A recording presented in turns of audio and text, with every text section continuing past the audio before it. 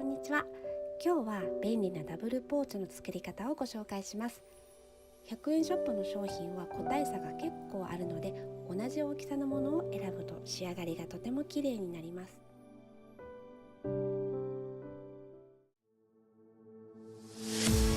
Here we are, a million stars floating over our heads, beating hearts, falling apart, staying up to forget, but baby we'll fall, we all go dancing down, and paradise is found, we're shaking up the ground, 'cause there ain't no stopping now.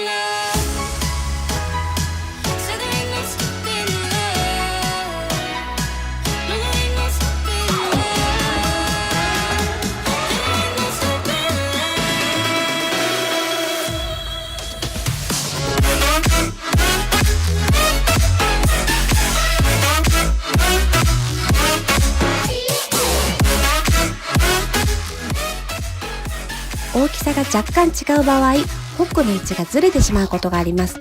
そんな時は片方のホックを取り外して付け直します。もしくは最初から片方だけ付けて、このように反対側を取り付けるといいと思います。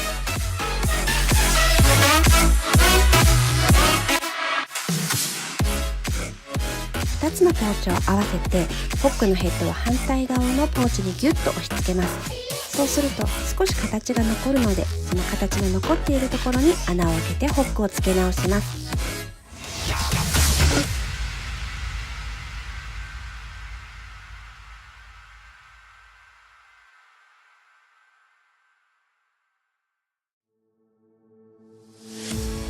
Here we are, a million stars floating over our heads, beating hearts, falling apart, staying up to forget, but baby we'll fall,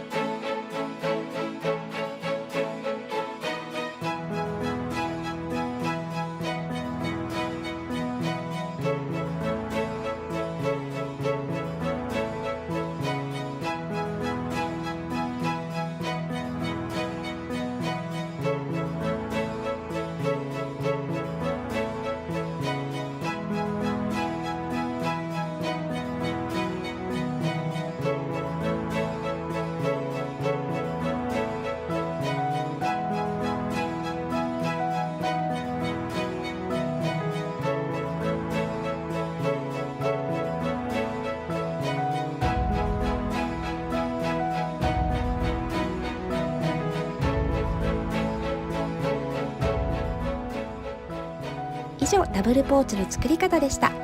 他にもいろんなものを作っています。またぜひ見に来てください。